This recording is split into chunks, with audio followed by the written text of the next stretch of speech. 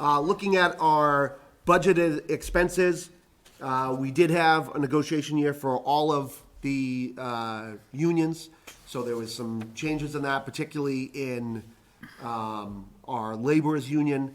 They got about a 5% increase in the laborers union, but it took away some of the bigger items like double time and things like that that we had on the books. You know, we ended up doing a little bit more of a rate increase and taking away the double time, which this year worked out really well for them since we had no snow. One of our biggest expenses in water going up, one, we're anticipating our PFAS treatment plant coming online. Because it's a new system, we have to test PFAS for another year, which is about $70,000 a year just to test for PFAS.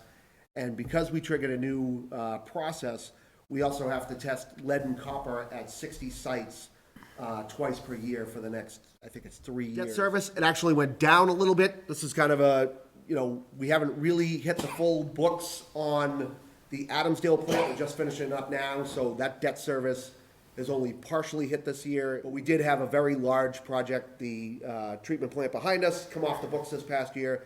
So that's why you have a little bit of a decrease, but it will be increasing in the upcoming years.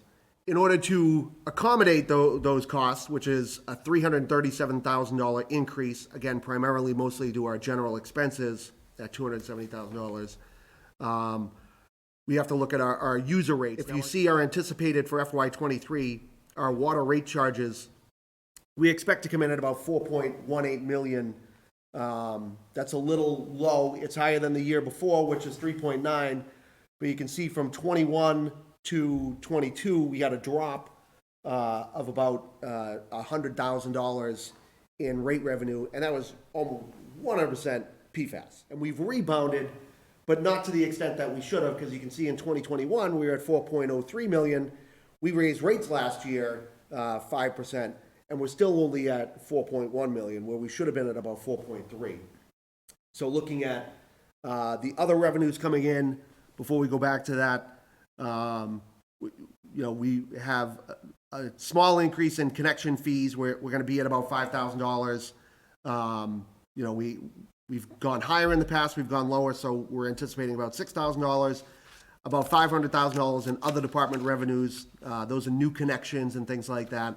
We'll be at about where we are this year and last year. We're at about the same number, and we've hit about $500,000 in the last 3 years, so that's a solid number. Our investment income goes up a little bit just because the interest rates are up, so that really leaves a burden on our ratepayers to pick up the cost for the increased expenses that we have. And if you look at your bills together, your average quarterly water and sewer bill, your water bill's going up from $122.28. This is based on 12,000 cubic feet or 90,000 gallons a year, which is your average home, from $128 to $134, so about $12. And then your sewer is going from $169 to $181, again about $12. So your total bill being about $315.99, or your annual bill of $1,263.96, which is a rate increase of $96.40 per year, or about $24 per quarter if you have both water and sewer.